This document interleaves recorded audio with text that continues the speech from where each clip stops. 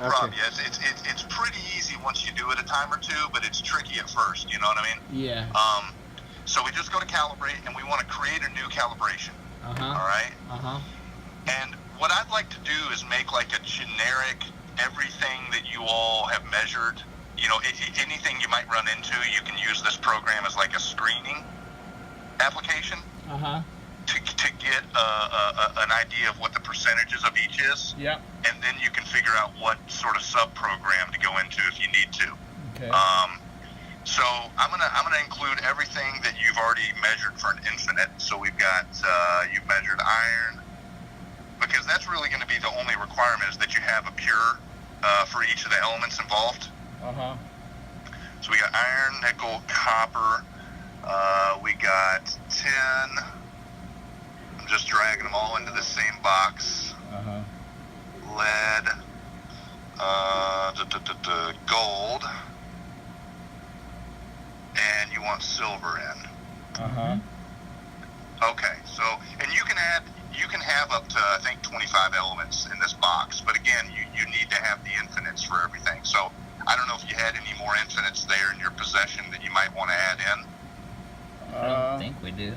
Or if this would... No, I just have silver. Okay. I don't. Well, do you have anything else? Oh, you know that tungsten rod we had? Remember that little tungsten with Scott here? The tungsten the welding electrode. It was probably Scott. I don't remember. Okay, that's right. That's okay. Never mind, because we don't want tungsten anyway. Yeah. Right. Okay. So yeah. So once you've got them all in, you just hit next. And then it's the very first time an infinite's added to the library, it's going to say, hey, please add to the standard library. So you just click yes, and it'll automatically add it to the library. So you see now it created the icon for infinite silver. And you see over here, it's showing up as a new standard that we haven't measured yet. Okay. So if you wouldn't mind just putting that silver in. Alrighty.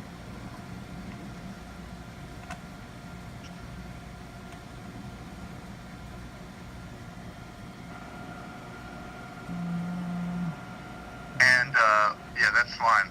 What collimator size do you want to use for this? 12. 12 millimeter. 12, okay. All right, perfect. And then I'll just go in here, and basically we're just going to measure it like normal, right? But the key is to make sure you have it highlighted before you measure. Okay. You know, so you've got the little red bar showing that this is the standard that we want to measure, and we are now measuring it. Okay.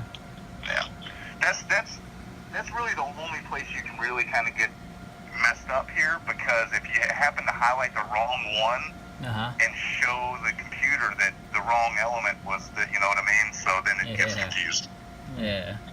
But just be careful about that, and you really can't go wrong. Okay.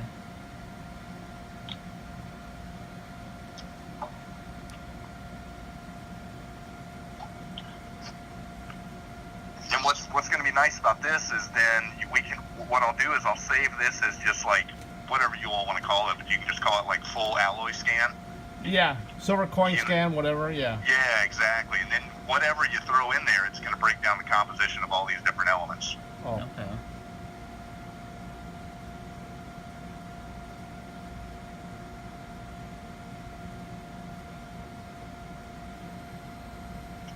All right, good deal. So that's all done. So it's showing green that we measured it, and all the rest it brought up from previous, library measurements. Yeah. So now when we get everything measured, you just go to File and Save or Save As. It really doesn't matter the first time you do it. Got a little lag in my screen here. Okay. Can I call this full alloy analysis, or? I mean, the silver coin itself is pure silver. Yeah, right. But I want you to be able to put in any type of metal, and it'll give you the composition of all these. Oh, I see. Elements. Yeah. That's good. I'll call it like full alloy scan, something like that. And then I'll hit save. So now we created the cal file, right? So now we need to create the actual application file for you to use. Right. So to do that, just go back to Analyze. Analyze, okay. Yep. And we want to open that cal file that we just made. All right. So we just go File to Open. and then just double click on that file. Uh-huh.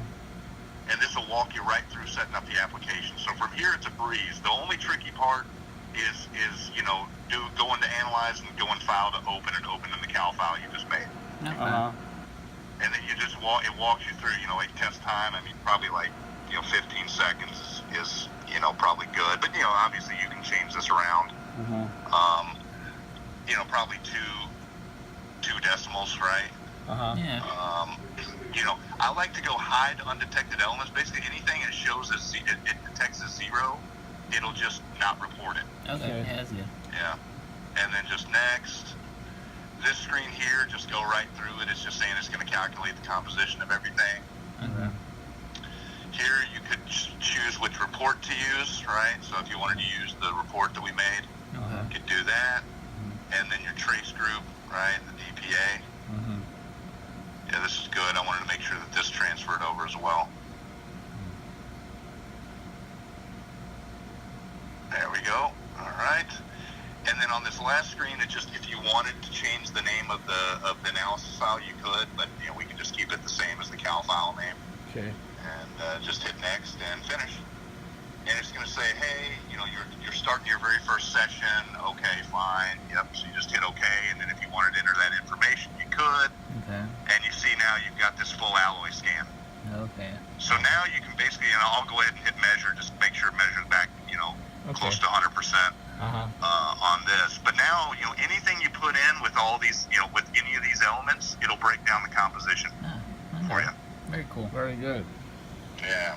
So yeah, it's pretty cool for just a click, like what in the world is this? Yeah. And then you can go from there and get a little bit more specific.